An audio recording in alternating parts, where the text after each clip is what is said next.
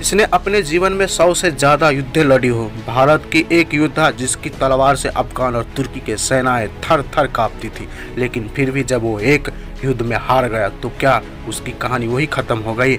नहीं, असली कहानी तो उसकी हार के बाद शुरू हुई थी। आइए जानते हैं राणा सांगा कौन थे। राणा सांगा का पूरा नाम महाराणा संग्राम सिंह ससोदिया था। वो मेवाड़ के शासक थे।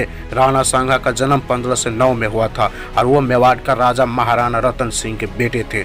अब आप सोचिए, जब राणा सांगा छोटे थे तो उनका जीवन आसान नहीं था। बचपन में ही उनके पिता को हत्या कर दी गई। उन्होंने बहुत जल्दी अपनी राज्यों की जिम्मेदारी संभालनी पड़ी। वो उस वक्त एक युवा थे, लेकिन उन्होंने मेवाड़ की सत्ता को संभालने में कोई कसर नहीं छोड़ी थी। राणा सांगा की अपनी लड़ाई सिर्फ राज्यों के लिए नहीं थी, बल्कि पूरे मेवाड़ को बचाने की लड़ाई थी।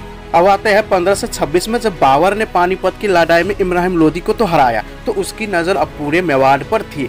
बाबर दिल्ली का सुल्तान तो बन चुका था और उसकी आंखों में अब पूरे भारत कब्जा करने का सपना देख रहा था। राणा सांगा को ये खतरा महसूस हुआ और उन्होंने बाबर के खिलाफ युद्ध की तैयारी की, लेकिन बाबर की सेना बहुत बड़ी और ताकतवर थी, फिर भी युद्ध के लिए तैयार थे। अब हम आते हैं खनवा की वो लड़ाई जो 1527 में हुई थी। राणा सांगा ने बाबर के खिलाफ अपनी पूरी ताकत लगा दी थी।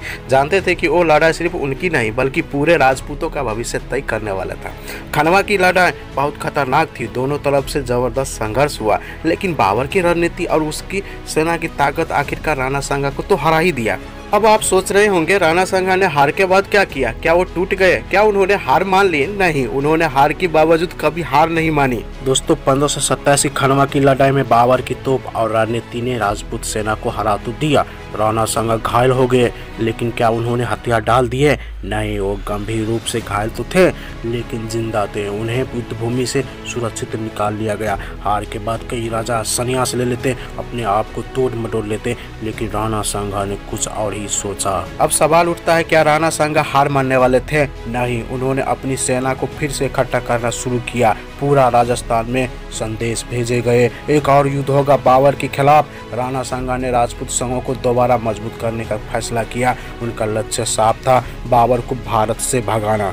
लेकिन दोस्तों, हर महान योद्धा की कहानी में एक गद्दार या एक धोखेबाज छुपा रहता है। जब राणा सांगा दोबारा युद्ध की तैयारी कर ही रहे थे, तभी उनके ही सरदारों ने उन्हें जहर दे दिया। ये कहा गया कि उनके कुछ दरबारियों को लगा कि राणा सांगा अगर दोबारा युद्ध करेंगे तो मेवाड़ पूरी तरह तबाह हो सकता है। राणा सांगा की मौत 1528 में हो गई, लेकिन क्या वो इतिहास में मिट गए? नहीं, वो अमर हो गए, क्योंकि उन्होंने हमेशा सिखाया कि हार से डरना नहीं चाहिए। एक योद्धा तब तक नहीं हारता जब तक वो खुद हार नहीं मान लेता। राणा सांगा ने हार के बाद भी संघर्ष किया, फिर से उठने की कोशिश की, और इसीलिए वो इतिहास में हमेशा जिंदा रहेंगे। दोस्तों, राणा सांगा की कहानी सिर्फ एक युद्ध की नहीं बल्कि कभी न हार मानने वाले जज्बे की है। उन्होंने बाबर को दिल्ली जीतने से पहले ही राजस्थान में रोक दिया गया था। अगर राणा सांगा नहीं होते तो बाबर पूरे भारत पे बहुत ही पहले कब्जा कर चुका होता। उनकी हार भी एक जीत थी, क्योंकि उन्होंने साबित कर दिया कि राजपूत कभी भी बिना लड़े नहीं झुकता।